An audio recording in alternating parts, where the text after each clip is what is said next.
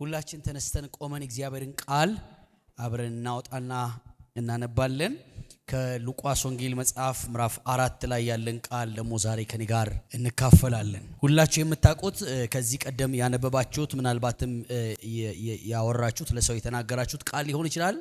ዛሬ ግን እንደ መልእክት እግዚአብሔር ደግሞ ለእናንተ የሚሆነውን ልኳል። አሜን አላላችሁ? እጆቻችሁን ከፍ አድርጉና መልእክት እቀበላለሁ በሉ። ይህ ይሆናል የሚል ጮሆ በኃይል አሜን አለ በኃይል። እሺ የእግዚአብሔርን ቃል ከሉቃስ ወንጌል መጽሐፍ ምዕራፍ 4 ቁጥር 28ን አብረን እናወጣና እናነባለን። ምዕራፍ 4 ቁጥር 28 በኢየሱስ ክርስቶስ ስም አነባለሁ። በምኵራብ የነበሩት ሁሉ ይህንን ሰምተው ቁጣ ሞላባቸው። ተነስተውም ከከተማ ወደ ውጪ አወጡት። ይጥሉ ዘንድ ከተማው ተሰርታ ወደ ነበረችበት ወደ ተራራማው አፋፍ ወሰዱት። እርሱ ግን በመካከላቸው አልፎ ሄደ። ይህን ቃል ድግም ይላንብብ። እርሱ ግን በመካከላቸው አልፎ፣ ለመጨረሻ ደግም ይላንብብ። እርሱ ግን በመካከላቸው አልፎ፣ አጠገባቸው ያለውን ሰው በገዳዮች ፊት ለፊት ታልፋለህ ብሉት።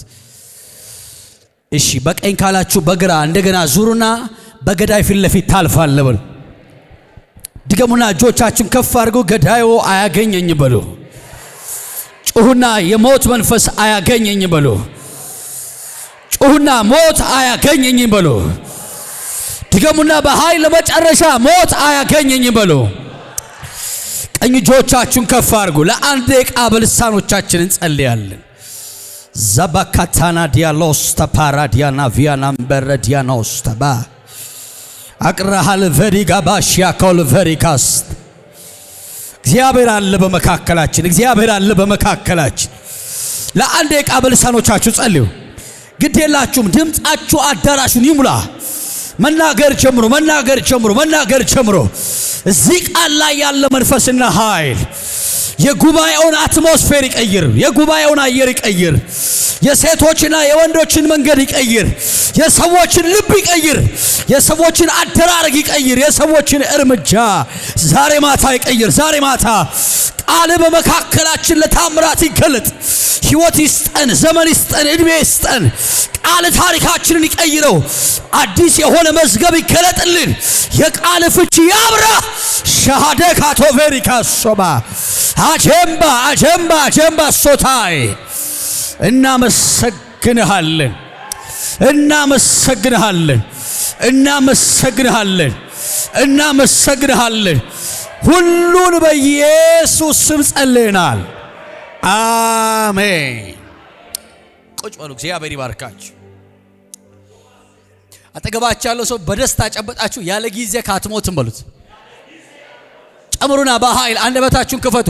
ሞት ማለት ባይዘዌ ይሄ መቀበር ብቻ አይደለም፣ ድንገተኛ የሆነ አለመከናወን ዛሬ ማታ እግዚአብሔር ከመንገዳችሁ ላይ ያነሳዋል። ጩና በኃይል አሜን በሉ። አሜን አሜን። ኢየሱስ ጌታ። ክብር ለኢየሱስ ይሁን። እንግዲህ አንድ ታላቅ የእግዚአብሔር ሰው ሰባኪ፣ በጣም የታወቀ በእንግሊዝ ምድር የሚኖር ታላቅ የእግዚአብሔር ሰው ተጠየቀ።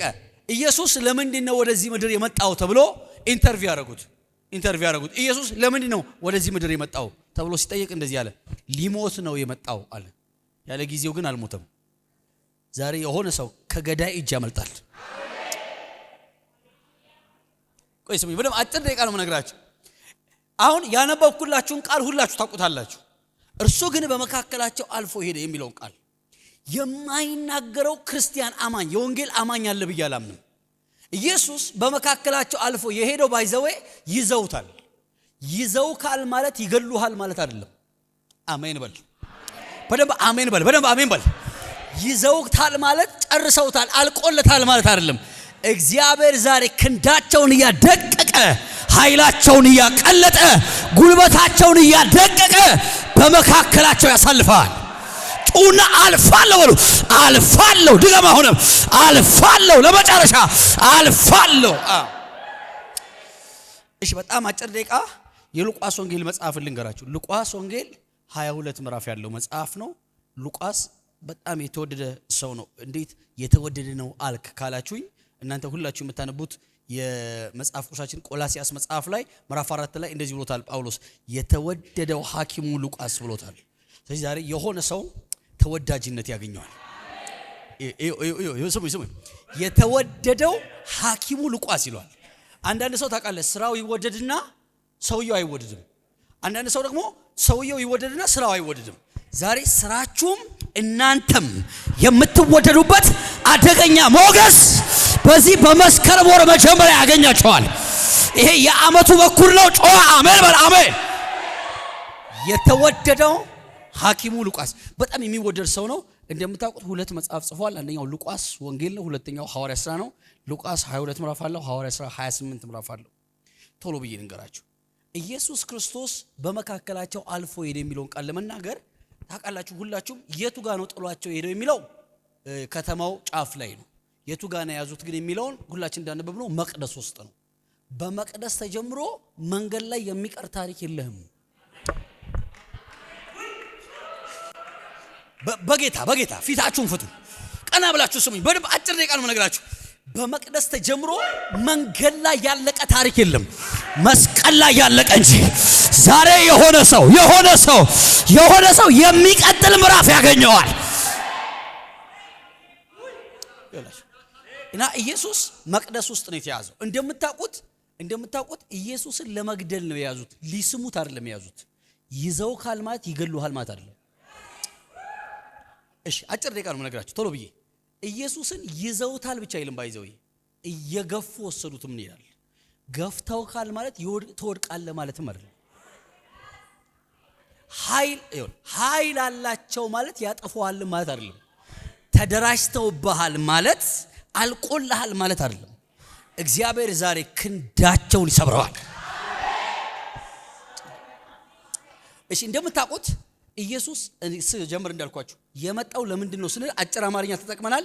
ለመሞት ነው ብለናል። እሺ ኢየሱስ ባይዘዌ አሁን አይደለም ሊገሉት የፈለጉት አሁን አይደለም፣ ምዕራፍ 4 ላይ አይደለም፣ ምዕራፍ 2 ላይ ኢየሱስ ሲወለድ ታሪክ ተዛብቷል። እንዴት? ቤተ መንግስት አስደንግጧል። ኢየሱስ በረት ተወልዶ ማቴዎስ ወንጌል መጽሐፍ ምዕራፍ 2 ላይ ታስታውሳላችሁ። 70 ሰገሎች ሳጥን ይዘው መጡ የሚል ሳጥን ውስጥ ወርቅ አለ፣ ከርቤ አለ፣ ዕጣን አለ የሚል ቃል አለ አይደለም። ሊሰግዱለት በኮከብ ተመርተው መጡ የሚል ቃል አለ። ልክ ኢየሩሳሌም ሲደርሱ ኮከቡ ተሰወረ ይላል። ልክ ሲሰወር አማራጭ ያላቸው ቤተ መንግስት መግባት ነው። ለምን? የተወለደው ሕፃን ምናልባት ቤተ መንግስት ይሆናል ብሎ ሲገቡ ትልቁ ንጉስ ሄሮድስ ቆመና እንደዚህ አላቸው፣ ይኸው መጥቻለሁ እኔ ነኝ ንጉሱ፣ ስገዱና ዕጣኑን ክፈቱ ሲላቸው አይደለም አሉት። እኛ የመጣ ነው ለተወለደው አዲስ ንጉስ ሳጥናችንን ልንከፍት ነው ሲሉት፣ ንጉስ ተወልዷል እንዴ ያለ? አዎ። እኛ ከተማ? አዎ።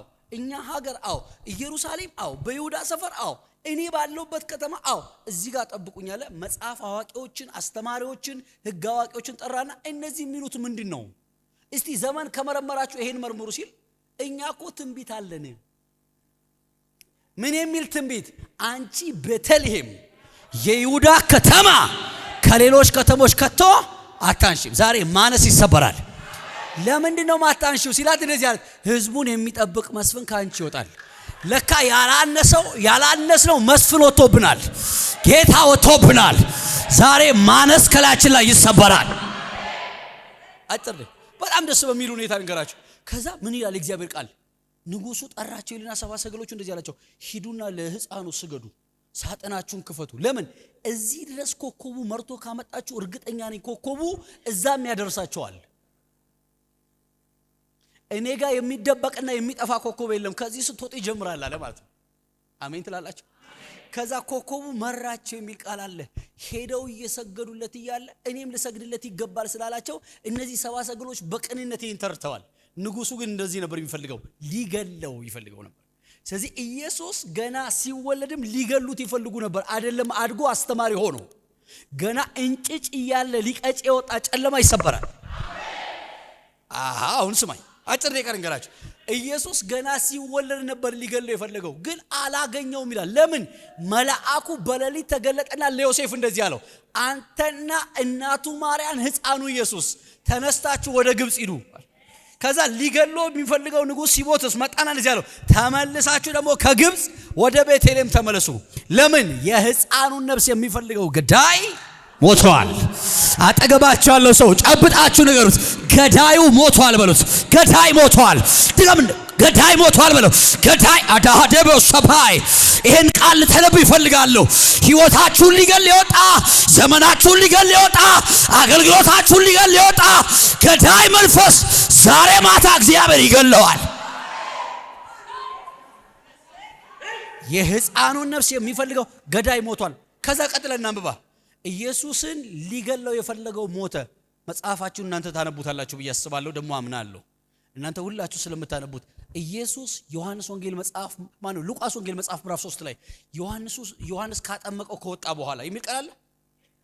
ፈታኙ ሊፈትነው ወደ ምድረ በዳ ወሰደው የሚል ቃል አለ።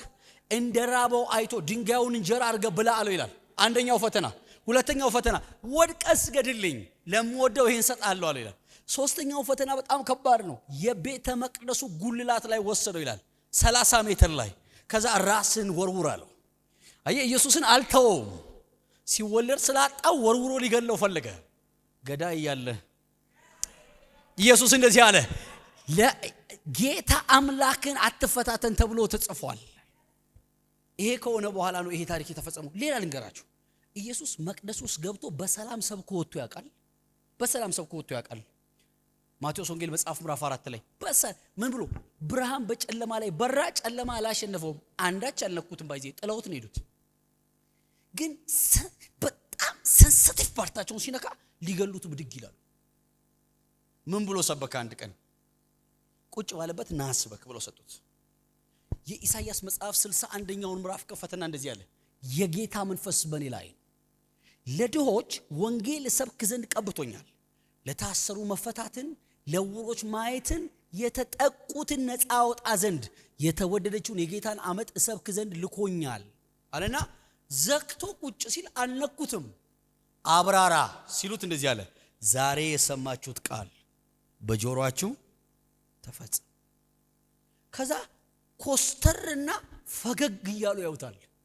እንዴት አይነት ንግግር ነው ይሄ ሰው የሚናገረው? ጠፍቶ ከመጣ በኋላ ጠፍቶ ነበር፣ 1 ዓመት ጠፍቶ ነበር። ጠፍቶ ከመጣ በኋላ ምን አይነት ቃል ነው የሚያወራው?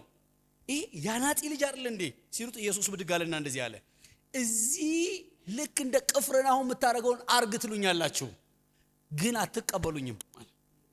ቀጠላና እንደዚህ አላቸው፣ ይኸውላችሁ ስሙኝ አለ፣ ኤልያስ በነበረበት ዘመን መዓት መበለት እያለ ኤልያስ እስራኤል ውስጥ ከመበለት አልበላም፣ ሄዶ ምድረ በዳ ካለች አንድ ሱናም ሴት ነው የበላው። ለምን? ስላልተቀበሉት ነዋ አለ። ኤልሳ የሚባል ነብይ አለ። አዎ አለ። ምድር ላይ መዓት እስራኤል ውስጥ ለምጻም እያለ ንዕማን የሚባለው ለምጻም ነው የነጻው። አዎ ልክ ነው። እኔም አትቀበሉኝ ለዚህ ነው። ምን ማለት ነው? ሌሎች ይጠቀማሉ እናንተ አትጠቀሙኝም፣ ነብይ በገዛ ሀገሩ አይከበርም ሲላቸው ቁጣ ሞላባቸው ይላል።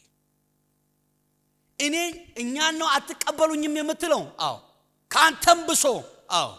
ያናጺ ልጅ ሆነ አዎ። የእግዚአብሔር መንፈስ በእኔ ላይ ነው ስትል ዝም ብለን አዎ። ካንተም ብሶ አዎ። ያዙት ተባባሉ።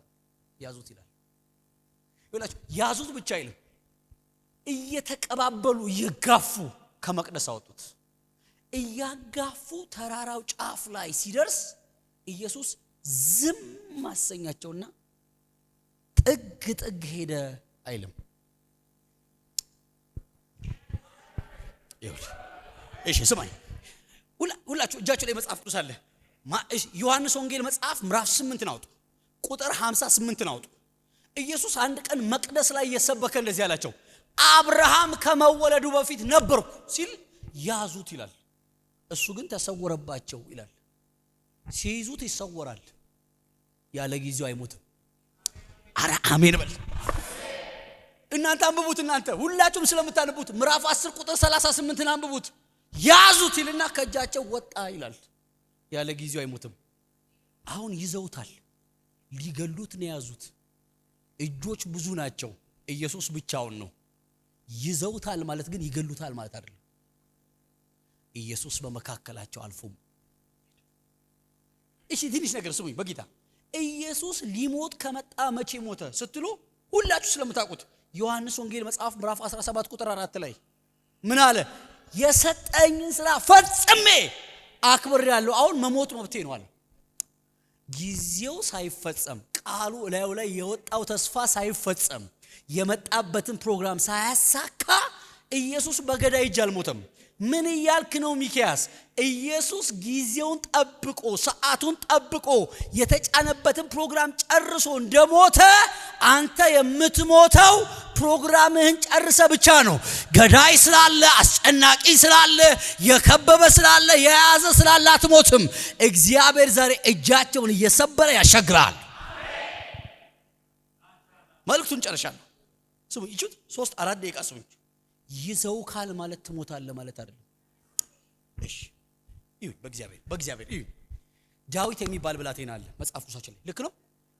እሺ ዳዊት እንደዚህ ብሎ ያውቃል። ይኸውልህ ለዮናታን በእኔና በሞት መካከል አንድ እርምጃ። እስቲ ከኔ በኋላ በሉ። ስንት እርምጃ? በጌታ በኢየሱስ ስም ተናገሩ። ስንት እርምጃ? በእኔና በማን ስንት እርምጃ? ይኸውልህ ያንን ሁሉ ርቀት አቋርጦ መጥቶ አንድ ሲቀረው ከለከለው። ስላልደረሰብኝ አይደለም ያልገደለኝ፣ አንድ እንዲራመድ ከልክሎታል። ገዳይ ስላልያዘ አይደለም የምትሞተው። እግዚአብሔር ዛሬ አንድ ሲቀረው ይከለክለዋል። እስቲ ጩና አሜን በሉ። አረ ዳዊት እስቲ ጨምርልን ካላችሁት እንደዚህ ይላል። ይኸውልህ መክበቡንስ ከበቡኝ። እንዴት? ንማር እንደሚከብ ከበቡኝ። ነገር ግን በእግዚአብሔር ስም አሽን ስላልደረሰብኝ አይደለም የተወኛለ፣ ስላልከበቡኝም አይደለም የተወኛል። እስቲ ዳዊት ጨመር አድርግልን ካላችሁት እንደዚህ ይላል። በድካሜ ላይ በረቱብኛል፣ ልክ ሲደክሙኝ ይይዙኛል አለ፣ ግን እግዚአብሔር ያስጥለኛል። ምን ልትል ነው ሚኪያስ የመጣው ካላችሁኝ፣ እላያችሁ ላይ የተጫነው ፕሮግራም መቻል ቆነው ድንገት የምትሞቱት 2018 ምን አይነት የሐዘንም ድምጽ እንደማሰሙ ልነግራችሁ።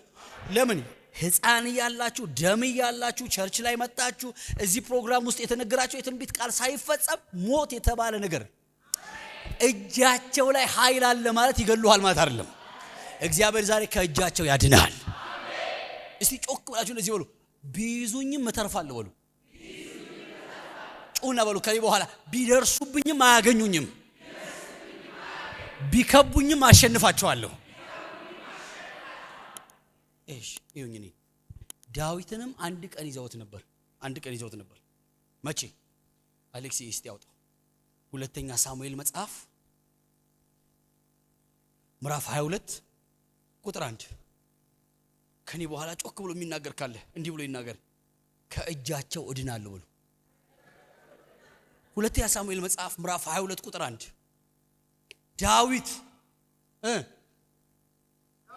ዳዊትም እግዚአብሔር ከሳኦል እጅና ከጠላቶቹ ሁሉ እጅ ባዳነው ጊዜ የዚህን ቃል ቅኔ አጠገባቸው ያለውን ሰው ተቀኝ እንጂ በሉት፣ ዘምር እንጂ በለው። ዳዊት ምን አለ መሰለ?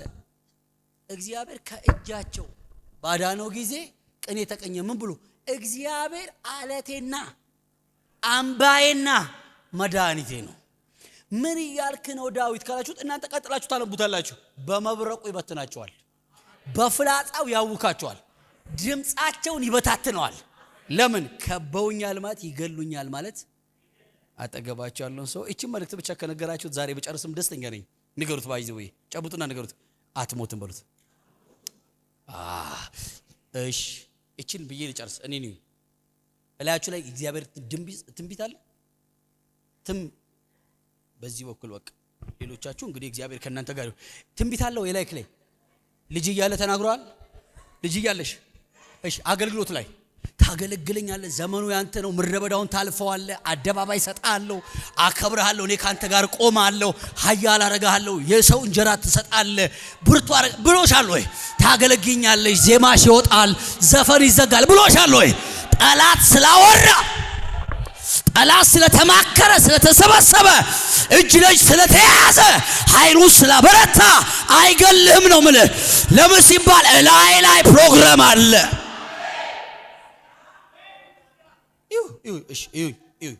እዩኝና ጨርሳለሁ። ስሙ። ሳኦል በእግዚአብሔር እዩኝ አልኩት እኮ። ሳኦል በቀዳዳ አይስትም። ባይዘው ቀስት ለጥጦ በቀዳዳ አይስትም። በቀዳዳ ማይሰት ሳኦል አደባባይ ላይ ጨብጦ ያሳልፋል። እጁ ላይ ኃይል ስለሌለ አይደለም ያልጠፋው። ለምሳሌ ላይክ ላይ ፕሮግራም ተጭኗል።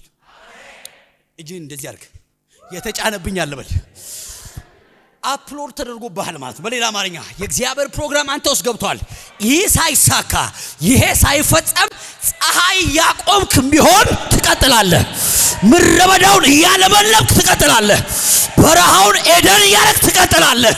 እግዚአብሔር ያስቀጥልሃል። እግዚአብሔር ያስቀጥልሻል። እሺ ሐዋርያ ሥራ መጽሐፍ ምዕራፍ 12 ላይ መጽሐፍ ቅዱስ ጴጥሮስን ደግሞ ጨምሮ ያዘው ይላል። ስላልያዘው አይደለም ያልገደለው ፕሮግራም ላይ ያለ ጫማውን አውልቆ ተኝቷል ሰውየው። ምን እየሆንክ ነው ብትሉት መቼ ትንቢቱ ተፈጸመ? በሸመገልክ ጊዜ ቀበቶን ሌላ ሰው ነው የሚያስታጥቅ ብሎኛል። እኔም ማምነው እነሱ የሚሰበሰቡትን ሳይሆን ላይ የወጣው ይኸውላችሁ አውራቂስ የሚባለው ንፋስ ሲያንገላታቸው ጳውሎስ ብድግ ብሎ በቄሳር ፊት ትቆማለህ ብሎኛል። ከአውራቂሱ በላይ የማምነው ላይ የመጣውን ትንቢት ነው። ይዘውኛል ማለት እሞታለሁ ማለት አይደለም። ኃይል አላቸው ማለት ያጠፉኛል አይደለም። ላይ የተጫነ የእግዚአብሔር ፕሮግራም ልጅነቴን የሰጠሁት የእግዚአብሔር ፕሮግራም አላለቀም። ወዳቸዋል። ይኸውላችሁ እዚህ ውስጥ የተሰበሰበው በሙሉ በነፍስ ወከፍም በቤተሰብም በቤተ ክርስቲያንም በሀገርም ደረጃ ጠላት አለበት። ጠላት አለ፣ ግን አንተ ትቀጥላለህ። ስለሌሉ አይደለም እስከ ዛሬ የሚኖር ነው። ምክራቸውን ኦና እያደረገ ፊደላቸውን እየሰበረ ያደራጁትን ምክር ሲስተም እየበጣጠሰ ምረበዳችን ላይ እያበበብን ታሪካችንን እያስቀየረው ነው እዚህ የደረስነው። ዛሬ ማን ሞት ትቀጥላለህ።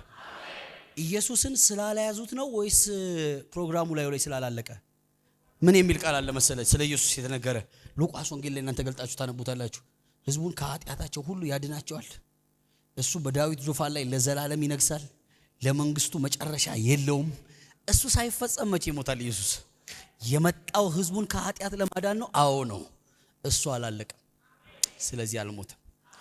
እሺ ጨርሻለሁ። እኔ ስጠይቃችሁ እናንተ ተመልሱና ጨርሳለሁ። ይዘውካል ማለት ይገሉሃል ማለት አይደለም ብያለሁ። ተማክረውብሃል ማለት ትጠፋለህ ማለት አይደለም ብያለሁ። አይደለም ተደራጅተውብሃል ማለት አልቆልሃል ማለት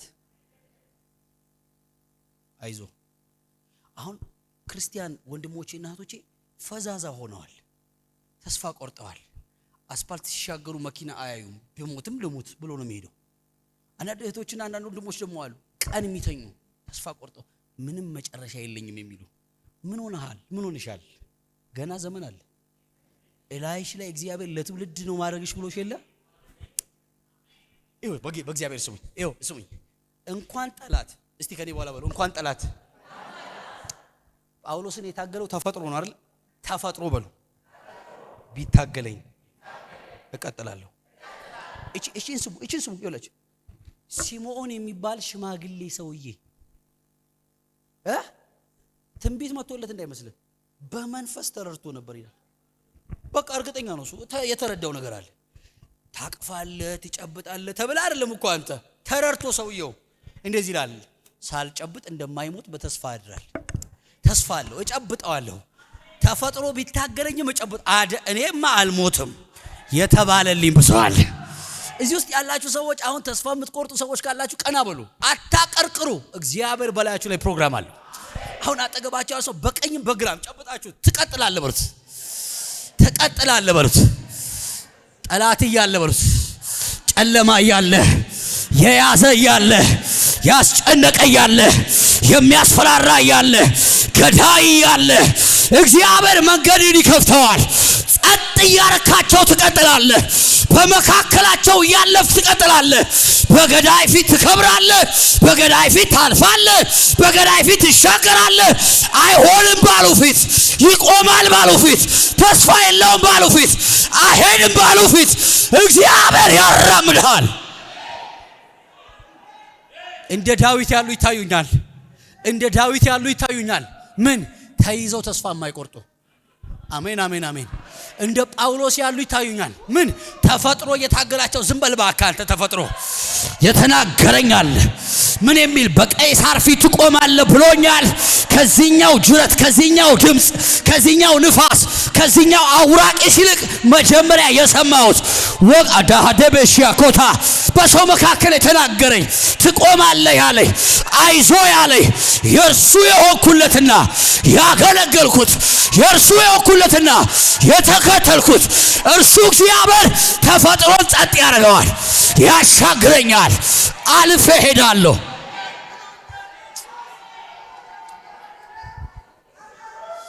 አንድ ሰው ጮህ እንደዚህ በል። እንደዚህ ጮክ ብላችሁ ከኔ በኋላ ተናገሩ። እንደዚህ ስሙ። ራሔል የምትባል ሴት ነበረች ባይብል ላይ አይደል? ዘፍጥረት መጽሐፍ ምዕራፍ 30 ላይ አንባችኋታል። እንደዚህ አለች፣ እግዚአብሔር ሌላ ይጨምርልኝ ስትል ዮሴፍ አለች ይላል። እስቲ ጨውጩና ጨምር በሉ። አትልም ማላልክ እጆ ከፋር ጨምር በል። ባይብል ራስክ እንድጨምር የሚያዝካለ በእምነት ላይ በጎነት ፍቅር ምናምን ጨምር ይላል። አንተ ነው የምትጨምረው። እግዚአብሔር ይጨምርልኝ ምን ማለት አቅም የለኝም እኔ ካልጨመረልኝ ምንም ነኝ ራሱ ይስጠኛለች። ዛሬ የሆነ ሰው ከእግዚአብሔር ይቀበላል። እጆቻችሁ ከፍ አድርጉና ይጨምርልኛል በሉ። ይጨምር። ትንቢት ነው፣ ቅባት ነው፣ ጸጋ ነው፣ ኃይል ነው፣ መረዳት ነው። እግዚአብሔር ዛሬ ይጨምርላችኋል። ከእጃቸው ያድንሃል፣ ከእጃቸው ያድንሃል፣ ከምክራቸው ያድንሃል፣ ከሐሳባቸው ያድንሃል፣ ከአጀንዳቸው ያድንሃል። እላይ ላይ ቃል አለ፣ እላይ ላይ ትንቢት አለ፣ እላይ ላይ ተስፋ አለ።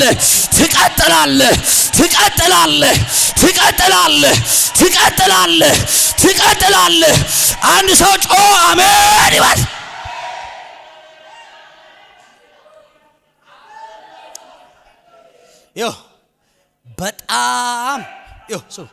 በጣም ፈጥኜባችሁ ከሆነ ለእናንተው ብዬ ነው እንዳይመሽባችሁ። ግን ይዘዋቸዋል ማለት ስማ፣ በሌላ አማርኛ ተደራጅተው ዛሬ ተሰብስበው ፌስቡክ ላይ ጽፈን እናዋርደዋለን ብለው ተጠናክረዋል ማለት ትሞታለህ ማለት። ተሰብስበው መስሪያ ቤት ያሉ ሴቶች አድመው በሯን እንዘጋለን ብለዋል ማለት አልቆልሃል ማለት። ትቀጥላለህ። እግዚአብሔር ጋር ዝግ መንገድ የሚባል የለም። ብረቱን ያቀልጠዋል። ጩሁን እስቲ አሜን ብሎ። ስለምወዳችሁ እቺን ብዬ ልጨርስ። ስለምወዳችሁ በህይወታችሁ ላይ እግዚአብሔር ያልሰጣችሁን አትቁጠሩ። አሁን እዚህ ውስጥ ያለ ሰው ተስፋ ቆርጧል። ለምን መሰለህ? ሰይጣን የሚለውን ሰምቷል፣ ራሱ ተሳስቷል፣ ስተት ይዞታል። ስለዚህ አልቆልኛል ይላል። እንዳትቆጥር። እንኳን አንተ እግዚአብሔር ራሱ ያልሰጠን አይቆጥሩም። እሺ፣ በሌላ አማርኛ ሚኪያስ ምን እያልክ ነው? ታስተውሳላችሁ? አብርሃምን እግዚአብሔር ይስሐቅን ሰዋልኝ ሲለው ታስተውሳላችሁ? ሊሰዋው ይዞት ሄዶ እንጨት ይዟል፣ እሳት ይዟል፣ ገመድ ይዟል፣ አሰረው ይልና ሊለኩ ሰው ሲል እግዚአብሔር አብርሃም አለው። አቤት ተው ያውል በጉ ሲለው እሺ ብሎ በጉን ወስዶ ካረደ በኋላ እግዚአብሔር መጣና እንደዚህ ያለው አንድ ልጅህን አልከለከ። ስንት ልጅህን? ስንት? የዛ ጊዜ አብርሃም ስንት ልጅ ነው ያለው? 2፣ እስማኤልና ይስሐቅ። እግዚአብሔር ያልሰጠን አይቆጥርም። አጠገብ ያለው ሰው ንገር፣ በኃይል ጨብጥና ንገር። ያልሰጠህን አትቁጠር በለው። ያልሰጠህን ሞት አትቁጠር፣ ሐዘን አትቁጠር፣ ለቅሶ አትቁጠር። ዲና ሰፓራ ዲያኮታ በቃ ውድቀትን አትቁጠር፣ ሐዘንን አትቁጠር፣ በስተት ያመጣውን አትቁጠር። እግዚአብሔር ራሱ የሚቆጥረው የሰጠህን ነው። የሰጠህን ይቆጥረዋል፣ የሰጠህን ይጠራዋል፣ የሰጠህን ያራምድሃል። አንድ ሰው ጮ አሜን ይበልሃል። ጩና አሜን በልበሃል። ጩና እቀጥላለሁ በል። ድንገተኛ ሞት ይሰበራል። ድንገተኛ ውድቀት ይሰበራል። ድንገተኛ ሐዘን ይሰበራል። ድንገተኛ ግራ መጋባት ይሰበራል። ድንገተኛ ትካዜ ይሰበራል። የማታቀው ነገር ላይ ቃል ይቀድማል። ሞት ይሰበራል። አስፋልት ላይ ከሚሮጠው ያድንሃል። ከሚንቀሸቀሸው ያድንሃል። ከሚበረው ያድንሃል። ከሚያስፈራራ ያድንሃል። ተስፋ ከሚያስቆርጥ ያድንሃል። ከበሽታ ያድንሃል። ከለቅሶ ያድንሃል። ትቀጥላለህ።